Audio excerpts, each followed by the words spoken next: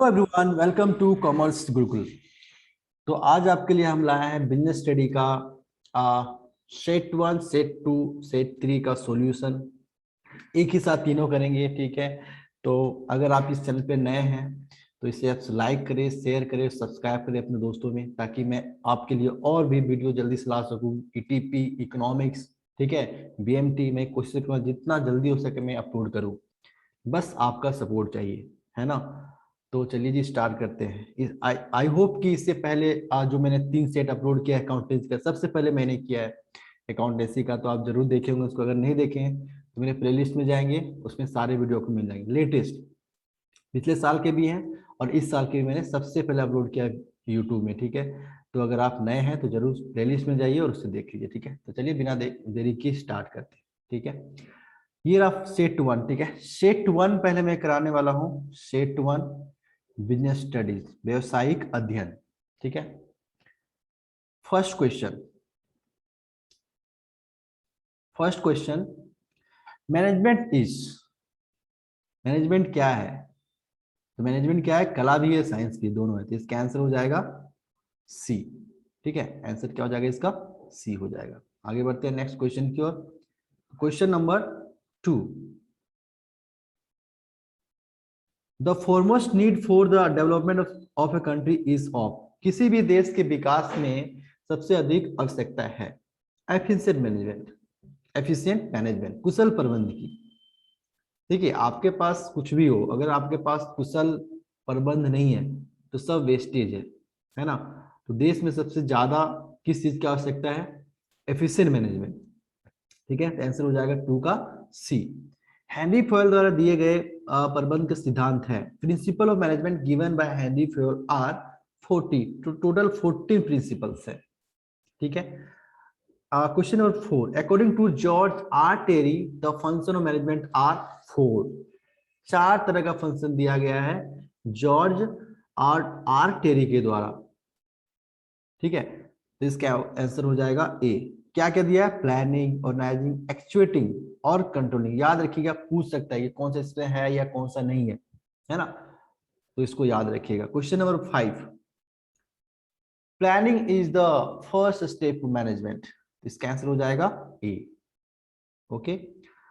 Management in India is necessary, बिल्कुल ये necessary है। विदाउट मैनेजमेंट आप सक्सीड नहीं कर सकते हैं, चाहे आप किसी भी पार्ट ऑफ लाइफ में, ठीक है। चाहे मैनेजमेंट हो चाहे स्टूडेंट है, आपको मैनेजमेंट करना ही पड़ेगा, नेसेसरी होता है, ठीक है। Question number 7, the father of scientific management is Taylor. C हो जाएगा इसका आंसर।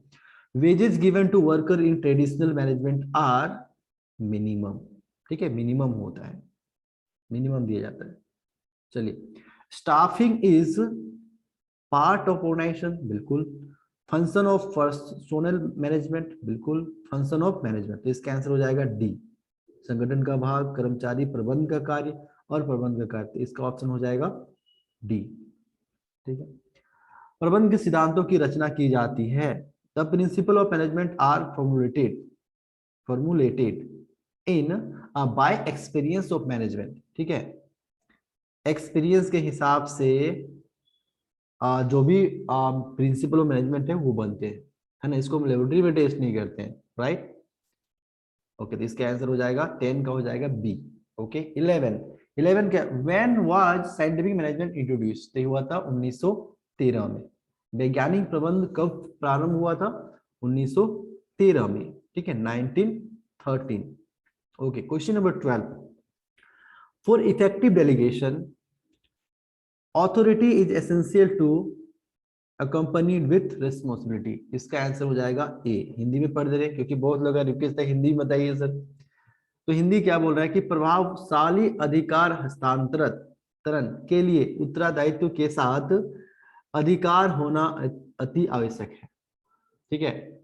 सॉरी, थोड़ा हिंदी कमजोर है, but I will try my best. Question number 13, प्रबंध का सार है। The essence of management is coordination, ठीक है। कोऑर्डिनेशन क्या है? एसेंस ऑफ मैनेजमेंट है, प्रबंध का सार होता है, ठीक है। क्वेश्चन नंबर 14, नियोजन होता है फ्यूचर के लिए। आप प्लानिंग क्या करते हैं? फ्यूचर के लिए थोड़ी पास्ट का प्लानिंग करेंगे आप प्लानिंग कैसे करेंगे? फ्यूचर करेंगे, राइट। इसका आंसर हो जाएगा बी। 14 का आंसर होगा बी।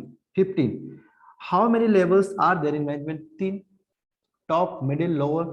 ठीक है, तो प्रबंध के 3 स्तर होते हैं, टॉप, मिडिल, लोअर। ठीक है, a good plan is flexible, तो 16 का आंसर हो जाएगा शी।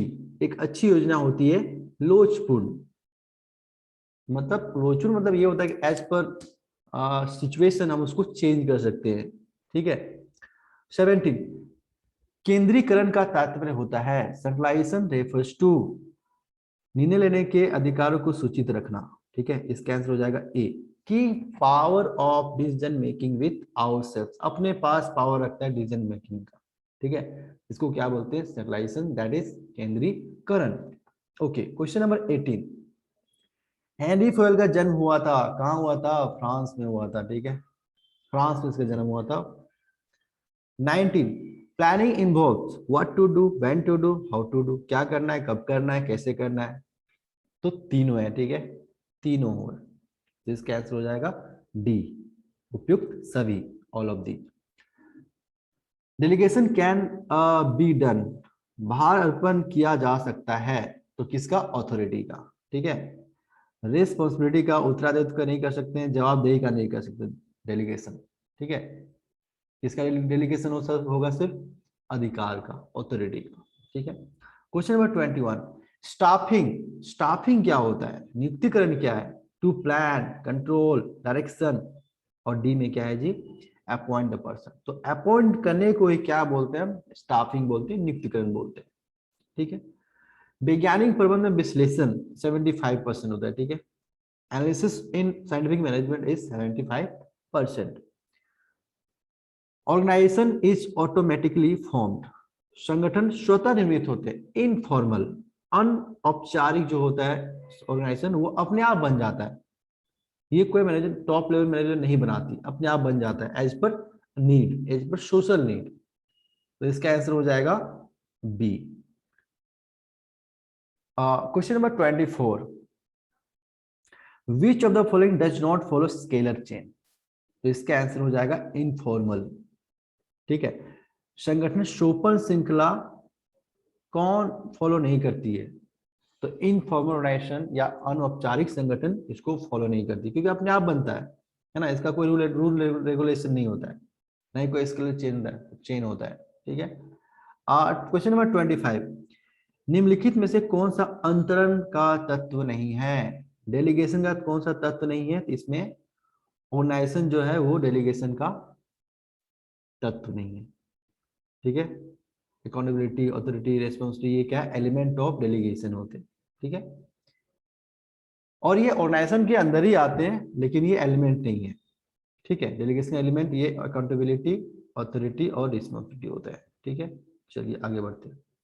क्वेश्चन नंबर 26, निम्न में से किसके लिए अधिकार का हस्तांतरण नहीं किया जा सकता है? For which of the following work authority can not be delegated? Secret work के लिए। ठीक है, इसका आंसर हो जाएगा बी। क्वेश्चन नंबर 27, नीति निर्धारण कार्य है, policy determination is a work of high level management. ठीक है, high level management, top level management जो होता है उसके पास वो क्या करता है? पॉलिसी निर्धारण करता है, नीति निर्धारण करता है, पॉलिसी डिटर्मिनेशन करता है। ठीक है, तो इसका आंसर हो जाएगा ए। 28 का आंसर हो जाएगा डी। क्वेश्चन क्या बोला हो? संगठन के जीवन में भर्ती होते हैं, recruitment in the life organisation is done continuously. ऐसा नहीं एक बार, दो बार, तीन बार, ऐसा नहीं होता है। नियुक्ति कब होता है? जब जरूरत पड़ता है तब नियुक्ति होती है, तो कंटिन्यूअस होते रहती है, मतलब इसका आंसर हो जाएगा डी। क्वेश्चन नंबर 29, निम्नलिखित में से कौन नियोजन की सीमा नहीं है? विच of the following is not limitation of planning? तो इसका आंसर हो जाएगा सी, हेल्पफुल इन इफेक्टिव कंट्रोलिंग। ये क्या है? इसका एडवांटेज है, लिमिटेशन नहीं। ये क्या है? इसका एडवांटेज। बाद बाकी ये लिमिटेशन है, ये लिमिटेशन है, ये लिमिटेशन, लेकिन ये क्या है? सी एडवांटेज है ना, जो हेल्प करा इफेक्टिव कंट्रोलिंग में। तो 29 का आंसर हो जाएगा सी। देखना यहाँ पे नोट लिखा है, बहुत लोग ये पढ़ना ही भूल जाते हैं, है ना। तो 29 का आंसर हो जाएगा सी। 30 का, development of employees involve all of this, promotion, transfer, training, तो इसका आंसर हो जाएगा डी, ऑल ऑफ दिस। ठीक है। प्रभावी प्रभावी भार अर्पण के लिए क्या आवश्यक है? What is necessary for effective delegation? तो तीनों जरूरी है, facility to contact, atmosphere of operation and coordination, she clear explanation of authorities, तीनों जरूरी होते हैं। ठीक है, तो इसका आंसर हो जाएगा D, D. Okay, question number 32, human resource management includes recruitment, भर्ती, चयन, प्रशिक्षण, तीनों होते हैं। ठीक है, रिक्रूटमेंट, सिलेक्शन, ट्रेनिंग, तो इसका आंसर हो जाएगा D, all of these. Question number 33 और की ओर बढ़ते हैं। प्रबंध के सिद्धांत नहीं है, तो कौन सा नहीं है? एब्सोल्यूट। ठीक है, एब्सोल्यूट नहीं होते, यूनिवर्सल होते हैं, फ्लेक्सिबल होते हैं, बिहेवियरल होते हैं, है ना, बट एब्सोल्यूट नहीं होते हैं। राइट, तो 33 का आंसर हो जाएगा सी। 34 का आंसर हो जाएगा प्रशिक्षण की विधियां हैं, method of training, job rotation training, on the job training और अप्रेंटिसशिप ट्रेनिंग, ये तीनों होते हैं। ठीक है, तो इसका आंसर हो जाएगा डी। कर्मचारी का प्रशिक्षण है, एम्प्लॉय ट्रेनिंग इज नेसेसरी, बिल्कुल नेसेसरी। अगर आप ट्रेनिंग नहीं देंगे तो ठीक से काम नहीं कर पाएंगे, एक्सीडेंट होगा, है ना, स्किलफुल नहीं होंगे। तो ट्रेनिंग होने से क्या होता है, स्किलफुल बन जाते हैं और अच्छे से काम करते हैं। Question number 36, shifting of an employ to a position in which authorities are increase is called, Hindi में किसी व्यक्ति का उच्च अधिकार के पद पर स्थानांतरण को क्या कहते हैं? पदोन्नति, इंग्लिश में बोलेंगे प्रमोशन। ठीक है, staffing is the responsibility of, staffing तीनों का होता है। ठीक है, सभी लोग करते हैं अपने अपने स्तर पे staffing, lower level, middle level, top level, तीनों करते हैं अपने अपने स्तर पे। ठीक है। 38, ऑब्जेक्टिव ऑफ डेवलपमेंट इज, तो इंक्रीज इन कैपेसिटी, बिल्कुल, बेटर परफॉर्मेंस, बिल्कुल, अपॉर्चुनिटी ऑफ प्रमोशन, योग्यता में वृद्धि होता है, श्रेष्ठ निष्पादन होता है, पदोन्नति के अवसर, तीनों होता है। तो विकास का उद्देश्य तीनों होता है, मतलब आंसर हो जाएगा इसका D. Question number 35, according to Koontz and O'Donnell there are 5 steps of organisation process. ठीक है, तो ये याद रखिएगा। ठीक है,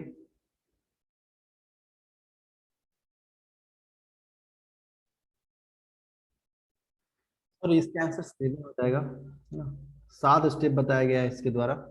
ठीक है, नॉर्मली 4 प्रोसेस, 4 स्टेप होता है नॉर्मली, आपको उसमें 4 प्रोसेस मिलेगा, लेकिन इसके द्वारा कितना बताया गया है? 7 बताया गया है। ठीक है, ध्यान रखना।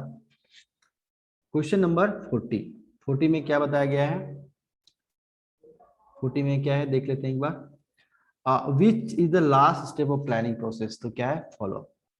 ठीक है, आंसर होगा डी। तो फाइनली हम लोग सेट 1 कंप्लीट कर चुके हैं। तो जो अभी तक लाइक नहीं किए प्लीज लाइक कर दें। कितना बार बताना पड़ेगा बताइए, इतना मेहनत आप लोग के लिए इतना मेहनत कर रहे हैं, कुछ तो आपको करना पड़ेगा ना, है ना। तो प्लीज लाइक कर दे और जल्दी से सब्सक्राइब कर ले, क्योंकि मैं और भी बीएमटी के भी वीडियो लाने वाला हूँ, ईटीपी का, इकोनॉमिक्स का। ठीक है, अगर आप सपोर्ट करेंगे तभी मैं आगे वीडियो बनाऊंगा। टारगेट हमारा है कम से कम 100 सब्सक्राइबर होना चाहिए, है ना, प्लस होना चाहिए, ऐड होना चाहिए, और 1000 व्यूज एटलीस्ट। ठीक है, 500 व्यू आ चुके तभी मैं वीडियो बना रहा हूँ। अकाउंट्स का ऑलरेडी मतलब 1000 व्यूज आ चुके सब मिला के। तो फिर से टारगेट 1000 व्यू अगर आप कर देते हैं तो मैं फिर से वीडियो लाऊंगा नेक्स्ट वीक। ठीक है, तो चलिए आप चलते हैं सेट 2 की ओर। सेट 2 ये रहा। सेट 2 की ओर बढ़ते हैं, तो सेट 2 में देखते हैं क्या क्या क्वेश्चन पूछा गया है। ये रहा सेट 2। अगर आपको चाहिए पीडीएफ तो आप इसे व्हाट्सएप करिए इस नंबर पे, आपको ये पीडीएफ मिल जाएगा, है ना। अगर आपके पास नहीं है तो ओके। तो सेट 2 का क्वेश्चन नंबर 1, ये क्या है? सेट 2 है। Question number 1, which of the following statement is correct. Question क्या है कि कौन सा सही है? तो प्रबंध एक उद्देश्य प्रधान प्रक्रिया है, बिल्कुल सही है जी। प्रबंध एक सामूहिक प्रक्रिया है, बिल्कुल सही है। प्रबंध मानवीय प्रयासों से संबंधित है, बिल्कुल सही है, तीनों सही है। गोल ओरिएंटेड, ग्रुप एक्टिविटी और ह्यूमन रिलेटेड एफर्ट्स, ठीक है, तो तीनों सही है, मतलब इसका आंसर हो जाएगा D. Question number 2, production in scientific management is maximum. Question number 3, bye scientific management working hour of workers decrease. ठीक है, डिक्रीज किया जाता है, तो ध्यान रखिएगा। निम्न में से कौन अस्थायी उपयोगी योजना का प्रकार नहीं है? विच of the following is not a types of standing use plan.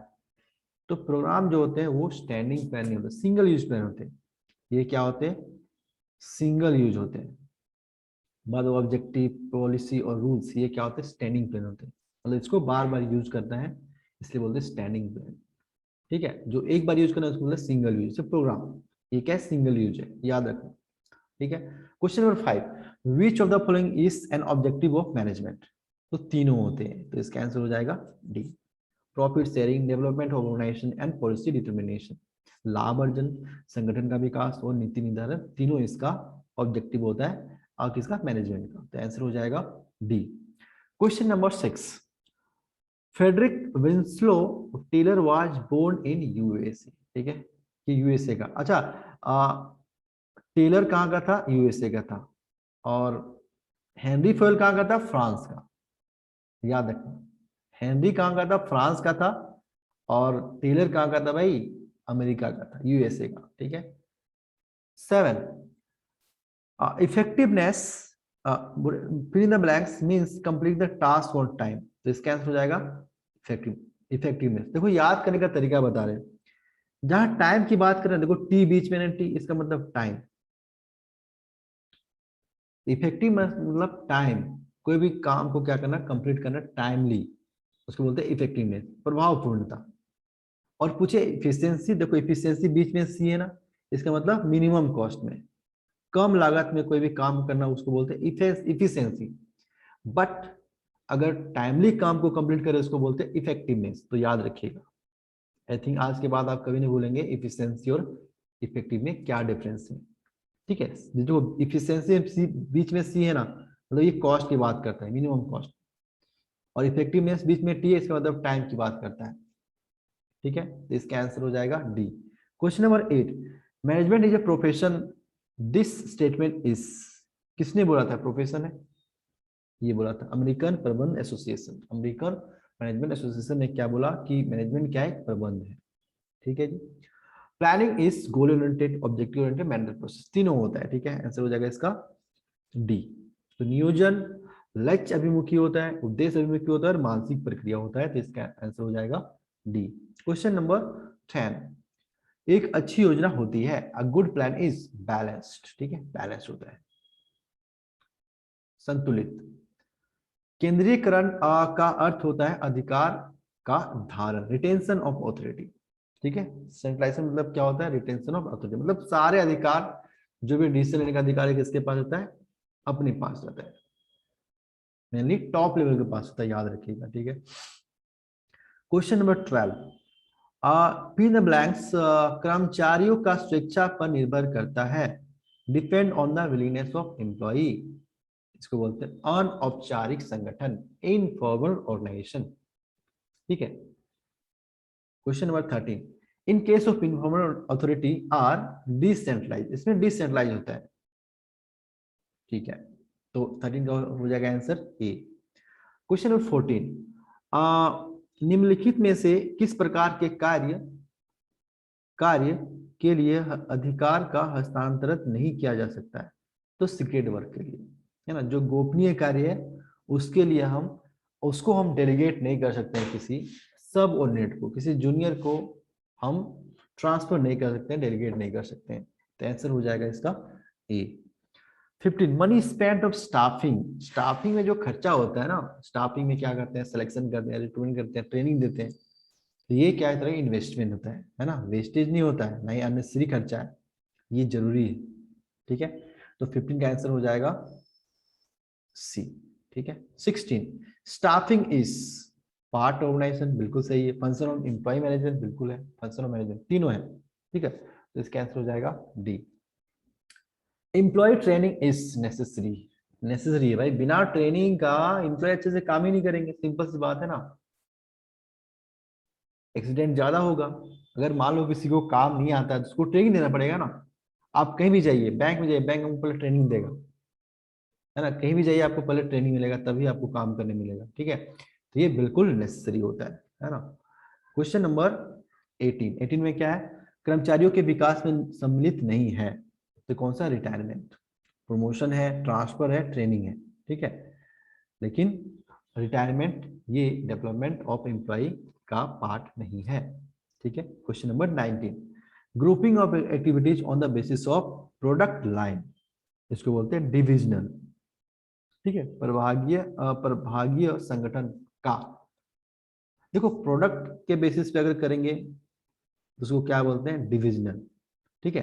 अगर हम फंक्शन के बेसिस पे करेंगे उसको क्या बोलेंगे, फंक्शनल। फंक्शन मतलब वही परचेज, सेल, मार्केटिंग, ये सब क्या, फंक्शन ऑफ मैनेजमेंट, है ना, फंक्शनल ऑर्गेनाइजेशन हो जाएगा उसमें। तो 19 में हो जाएगा answer B. Question number 20, in staffing selection is done of lower level, middle level और टॉप लेवल, तीनों में होते हैं, ठीक है। सिलेक्शन तीनों का होता है भाई, लोअर लेवल उसका भी होता है, मिडिल में रहता है उसका भी होता है, और जो टॉप में है उसका भी सिलेक्शन होता है, उसका भी स्टाफिंग होता है, वो भी स्टाफिंग प्रोसेस से गुजरता है, ठीक है, चाहे भी किसी भी लेवल का। ओके, तो 20 का हो जाएगा D. 21, which of the following is not method of on the job training, तो इसका आंसर हो जाएगा डी। ये induction training, vestibule training, apprenticeship training, ये सारे क्या है, ऑन द जॉब ट्रेनिंग है। कॉन्फ्रेंस मेथड जो होता है, लेक्चर मेथड होता है, ये क्या होता है, ऑफ द जॉब होता है, ये क्या है, of the job, of the job मतलब ये जॉब नहीं लगा है फिर भी आप ट्रेनिंग दे सकते हैं उसमें, ठीक है। तो ये आंसर है हमारा 21 का हो जाएगा D. Question number 22, human resource management includes all of this, recruitment, selection, recruit, तो एक ही दो बार लिख दिया, भर्ती, अच्छा ये ट्रेनिंग होगा, ठीक है, ये ट्रेनिंग है, यहाँ पर एक ही बार लिख दिया इंग्लिश वाला, हिंदी में ठीक लिखा हो, ठीक है। तो भर्ती, चयन, प्रशिक्षण, ये सारे क्या है, ह्यूमन रिसोर्स मैनेजमेंट में आते हैं, ठीक है। तो 22 का हो जाएगा D. 23, promotion and transfer R main internal sources, देखो दो तरह का होता है, इंटरनल, एक्सटर्नल, है ना। तो इंटरनल सोर्सेस ऑफ रिक्रूटमेंट क्या होता है, प्रमोशन और ट्रांसफर, याद रखना, ठीक है, आंसर हो जाएगा इसका ए। आगे बढ़ते हैं, shifting of an employ from one job to another is transfer, 24 का हो जाएगा ए। संगठन के जीवन में नियोजन किया जाता है कंटिन्यूअसली, ठीक है, नियोजन जो होता है वो हमेशा होता है, आप भी तो करते हैं प्लानिंग, हमेशा करते रहते हैं प्लानिंग, कि आज यहाँ जाना है, ये करना है, वो करना है, हर दिन प्लानिंग करते हैं, कल से पढ़ेंगे, चलो कल प्लानिंग करेंगे, ठीक है। तो प्लानिंग हमेशा होते रहता है, कंटिन्यूअसली होता है, निरंतर होते रहता है, ठीक है। क्वेश्चन नंबर 26, निम्नलिखित में से कौन योजना वह प्रकार है जो प्रतिद्वंदियों की योजनाओं पर ध्यान देने के लिए तैयार किया जाता है, which of the following is type of plan made to keep a change on activities of competitors, ये हो जाएगा स्ट्रैटेजी, मोर्चाबंदी, ठीक है। तो 26 का हो जाएगा B. 27, staffing is to appoint person on work, appoint करने को क्या बोलते हैं, स्टाफिंग बोलते हैं, तो 27 का हो जाएगा डी। 28, अफवाहों का बढ़ावा देने वाले संगठन स्वरूप को समझा जाता है, the form of organisation encouraging rumours is known as informal organisation, अनौपचारिक संगठन। 29, अधिकार के भारतपन का आशय अधीनस्थों को का भार अर्पण करना, delegation of authority means delegation of work and related authority, दोनों होता है, सॉरी थोड़ा हिंदी कमजोर है ना, तो माफ करें इसके लिए, है ना। कार्य एवं संबंधित अधिकार का, वर्क एंड रिलेटेड अथॉरिटी का क्या करते हैं हम, डेलीगेशन करते हैं, ध्यान रखना, आंसर हो जाएगा इसका डी। अंतरण को प्रभावी बनाने के लिए आवश्यक है कि उत्तरदायित्व के साथ भी हो, to make delegation effective it is necessary that responsibility is also delegated with authority। अगर आप किसी को कोई दायित्व दे रहे हैं, कोई आपको किसी को आप रिस्पॉन्सिबिलिटी दे रहे हैं, तो साथ में उसको अधिकार देना पड़ेगा, ठीक है, उसको पावर देना पड़ेगा, तो आंसर हो जाएगा ए। 31, coordination is established between all the above, ठीक है, बिटवीन डिपार्टमेंट, ग्रुप, किसी के साथ कोऑर्डिनेशन जरूरी होता है, सबके साथ कोऑर्डिनेशन, इसको बोलते हैं ऑल परवेसिव, इसीलिए बोलते हैं ऑल परवेसिव। तो सारे डिपार्टमेंट में, सारे लेवल में ये जरूरी होता है, परवेसिव, है ना, हर जगह ये अप्लाई होता है। 31 का हो जाएगा D. 32, supervisor come under lower level, ठीक है, लोअर लेवल के अंदर आते हैं पर्यवेक्षक, तो ध्यान रखना supervisor. 33, according to fill in the blanks, management is art of getting things done through and with the people in formally organized groups. fill in the blanks के अनुसार प्रबंध औपचारिक रूप से समूह में संगठित मनुष्यों से तथा उनके साथ मिलजुल कर काम कराने एवं करने की कला है। ये कौन बोले थे? ये बोले थे कुंज एंड ओ डोनल साहब ने, ठीक है, कुंज एंड ओ डोनल साहब ने बोला था कि भाई ये art of getting things done through and with the people in formalised organised group, है ना, मतलब मिलजुल के काम करने और करवाने की कला है, ठीक है। क्वेश्चन नंबर 34 का गलत संगठन संरचना व्यवसायिक निष्पादन को रोकती है तथा यह यहां तक कि उसे नष्ट कर देती है। ये किसने बोला था? ये बोला था ड्रकर ने बोला था। Wrong organizational structure prevent business performance up to the extent that it destroys. This statement is given by Drucker. Question number 35.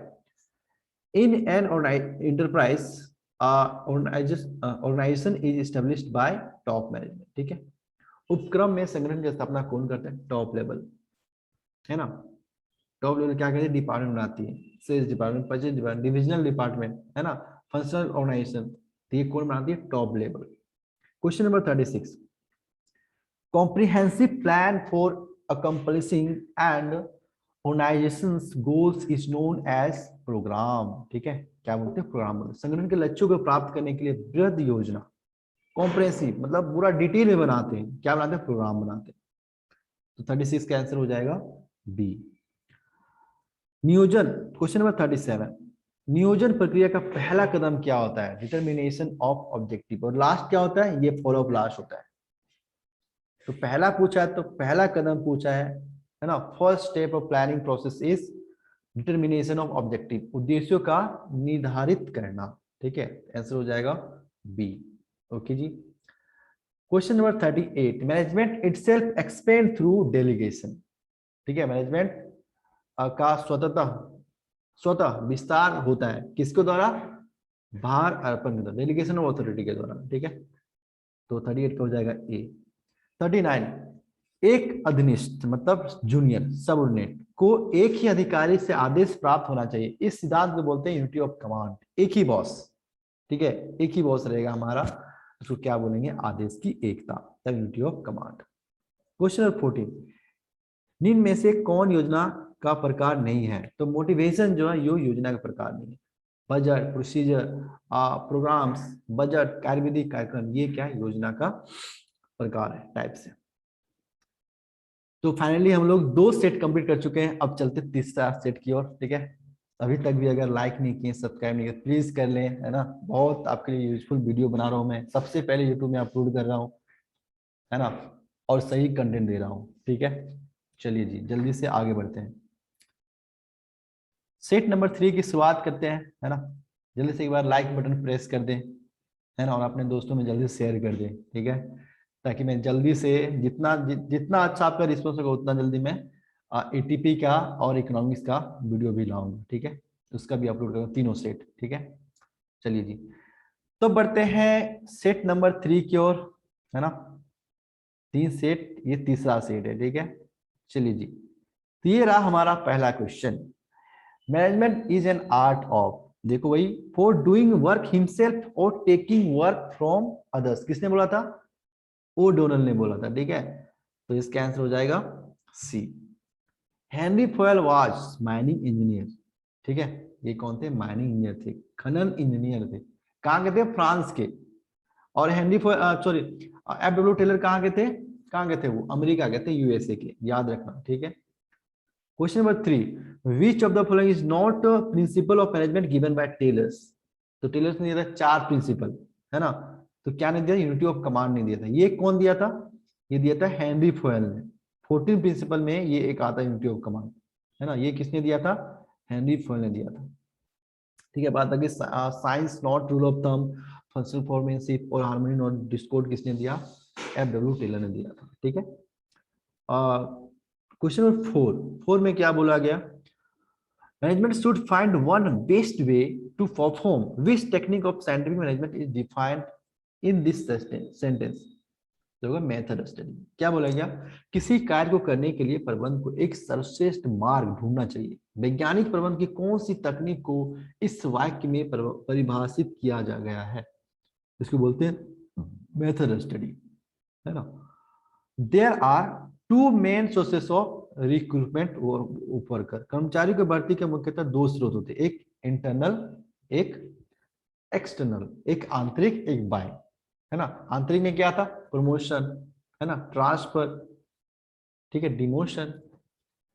चलिए 6 में, training is a continuous process. Training भी आपको, जिस तरह स्टाफिंग कंटिन्यूअस होता है ना, उस तरह से ट्रेनिंग भी कंटिन्यूअस होना चाहिए। आजकल क्या हो रहा है, टेक्नोलॉजी बहुत ज्यादा चेंज हो रहा है। तो अगर आप अपने एम्प्लॉय को ट्रेनिंग नहीं दोगे तो फिर कैसे काम चलेगा, है ना। आप कंपीट नहीं कर पाओगे, इसलिए ट्रेनिंग भी कंटिन्यूअस होता है। ठीक है। Question number 7, shifting of an employ from one job to another is called transfer. ये तो सबको पता है।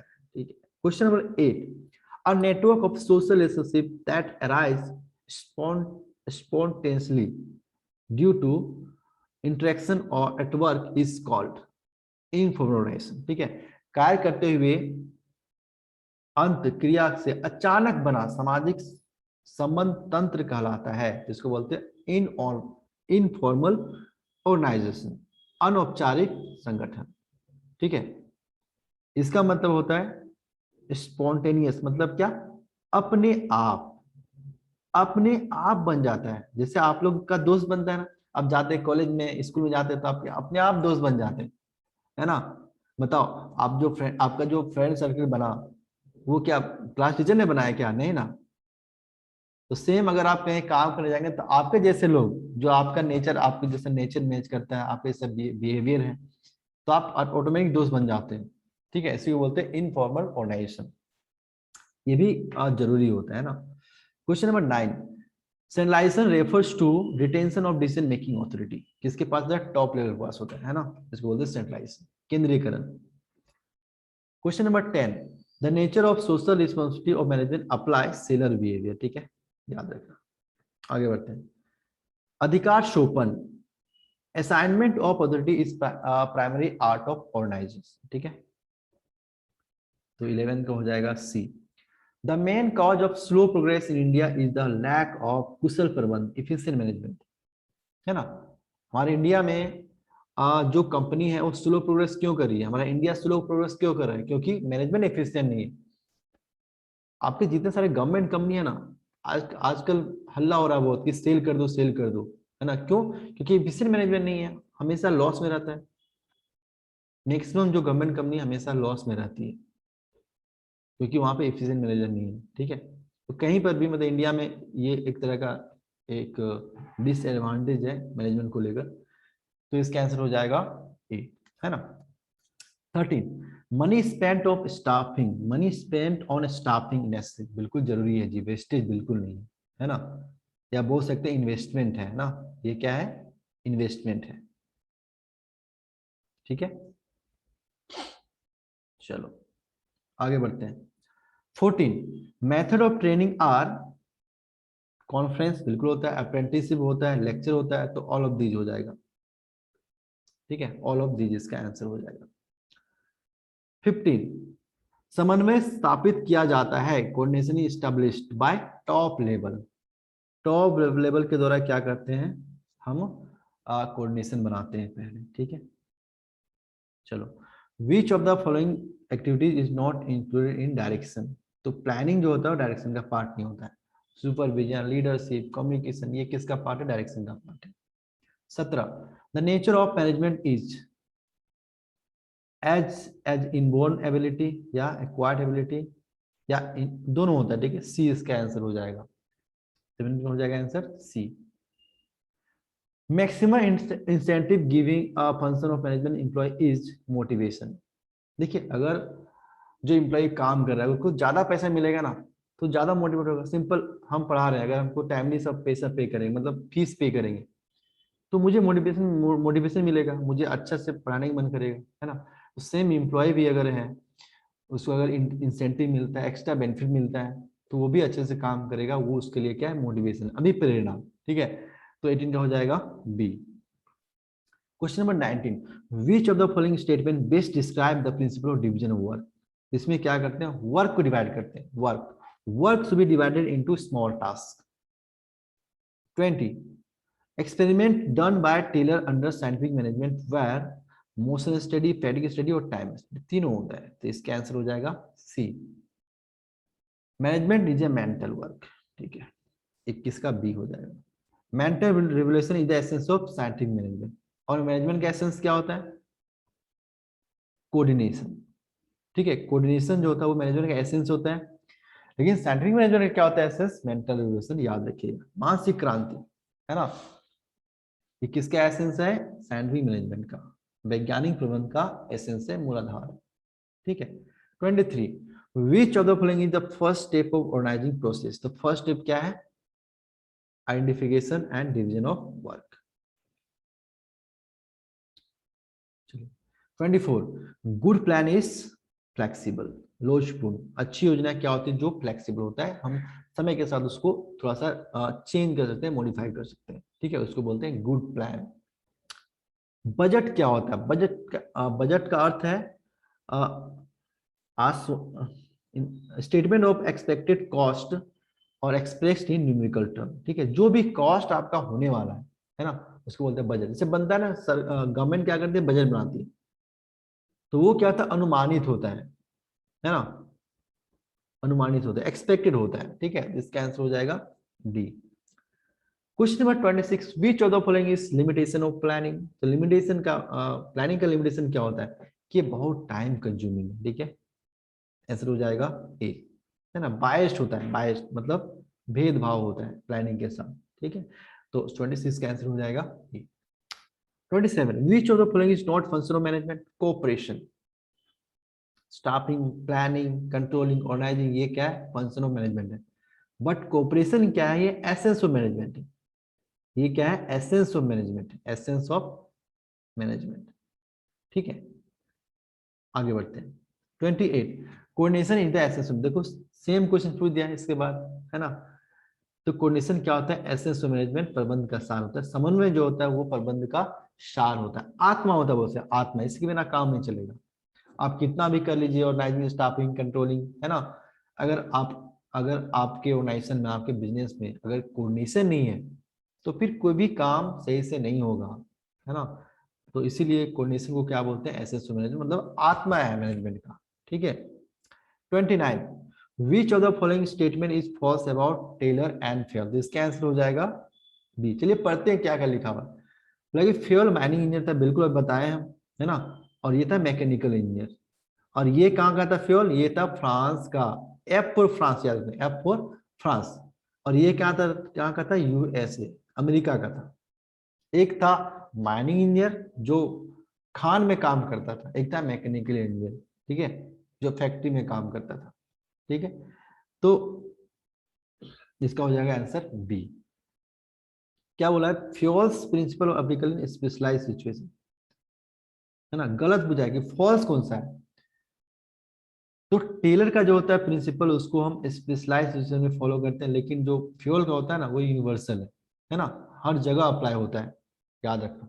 तो इसका आंसर हो जाएगा बी। चलिए आगे बढ़ते हैं।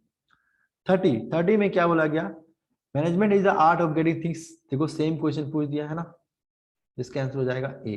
कुंज एंड ओ डोनल ने क्या बोला, कि management is the art of getting things done through and with the people in formally organised groups. Hindi से, प्रबंध औपचारिक रूप से समूह में संगठित मनुष्यों से तथा उनके साथ मिलजुल कर काम कराने एवं करने की कला है। ठीक है, ये किसने बोला था भाई, ये बोला था कुंज एंड ओ डोनल ने। ठीक है, किसी काम को न्यूनतम लागत पर पूरा करना कहलाता है इफिशिएंसी। कैसे पता चला, सी देखो बीच में सी है ना, इसका मतलब कॉस्ट। और इफेक्टिवनेस मतलब क्या होता है, इफेक्टिवनेस मतलब क्या होता है, होता है टाइमली, टाइमली, अगर टाइमली की बात कर, टाइम की बात करेगा तो क्या हम लोग बोलेंगे, इफेक्टिवनेस, प्रभावपूर्णता। मतलब कॉस्ट की बात करें मिनिमम कॉस्ट में, उसको क्या बोलेंगे हम, एफिशिएंसी। आई थिंक ये याद होगा आपको। एक बहुत इंपॉर्टेंट चीज बताने वाला हूँ, लास्ट तक जो रुकेंगे उसके लिए बहुत बेनिफिशियल होगा, है ना। तभी तो जो भी देखें लास्ट से जरूर रुकें, है ना। 32, board of director come under top level. 33, which of the following is not importance of organising, है ना, संगठन का कौन सा लाभ नहीं है, तो इंक्रीज इन करप्शन, ये इसका लाभ नहीं है, ठीक है। विच of the following is not type of standing use plan, तो स्टैंडिंग यूज प्लान मतलब ऐसा प्लान जो बार बार यूज होता है, वो प्रोग्राम नहीं है, ऑब्जेक्टिव है, पॉलिसी है, रूल्स है, लेकिन कार्यक्रम जो प्रोग्राम बनता है वो बार बार बनता है ना, स्टैंडिंग यूज नहीं है उसका, ठीक है। होता है सिंगल, होता है सिंगल यूज, सिंगल यूज होता है, ठीक है। 35, विच is the first step of planning process, इसका आंसर हो जाएगा बी, है ना, उद्देश्यों को निर्धारित करना। नियोजन का पहला कार्य क्या होता है, पहला स्टेप क्या होता है, डिटर्मिनेशन ऑफ ऑब्जेक्टिव, ठीक है जी। क्वेश्चन नंबर 36, निम्नलिखित में से कौन सा भारत पर महत्व नहीं है, ठीक है, कौन सा इंपॉर्टेंस नहीं है, डेलीगेशन, है ना, इसको बोलते हैं डेलीगेशन। सी क्या है, इसका आंसर हो जाएगा सी, जो कि डिक्रीज इन मोरल सब ऑर्डिनेट, ये क्या है, महत्व नहीं है, इंपॉर्टेंस नहीं है डेलीगेशन ऑफ अथॉरिटी का, ठीक है, बार अर्पण का महत्व नहीं है ना, आंसर हो जाएगा सी।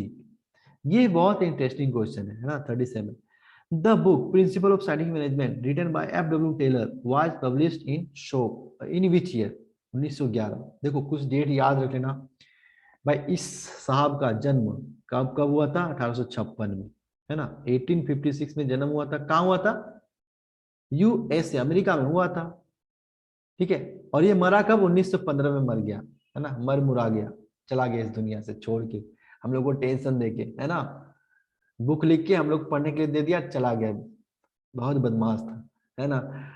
1903, एक 1911 है, एक 1913 है। 1903 में क्या हुआ था, एक बुक लिखा था सोप मैनेजमेंट, सोप मैनेजमेंट एक बुक था, वो लिखा था 1903 में। 1911 में लिखा था ये बुक जो यहाँ पे है ना, प्रिंसिपल ऑफ साइंटिफिक मैनेजमेंट, कब लिखा था, 1911 में लिखा था, ठीक है।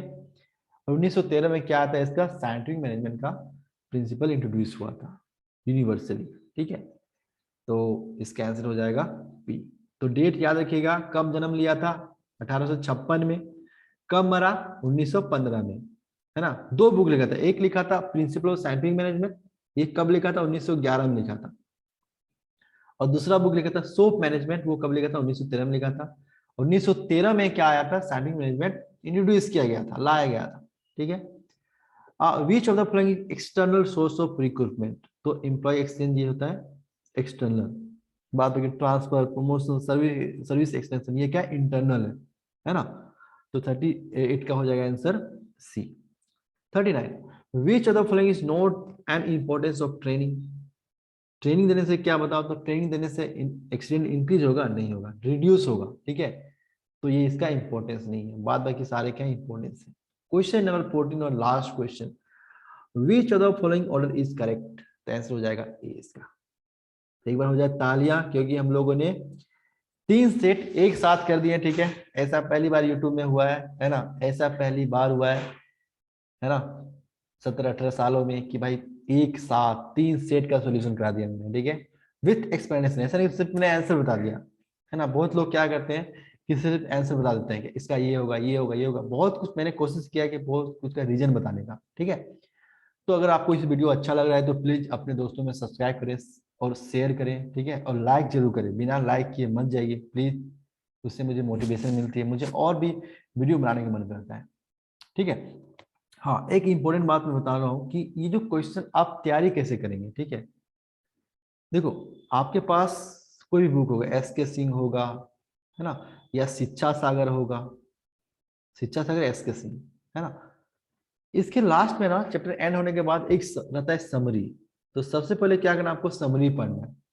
उसके बाद रहता है और ट्रू फॉल्स रहता है, वो करना है, फिर द ब्लैंक्स करना है और आपको ऑब्जेक्टिव करना है, और लास्ट में आपको क्या करना है, 1 मार्क वाला क्वेश्चन, 1 मार्कर, पता है। अब इतना कर लेंगे ना, आप करके देखिए, आप बुक खोलिए है ना, आप मिलाइए क्वेश्चन, आपको ना मिल जाएगा, मतलब 80 to 90% डिट्टो आपके जो बुक में वही क्वेश्चन डाला हुआ है।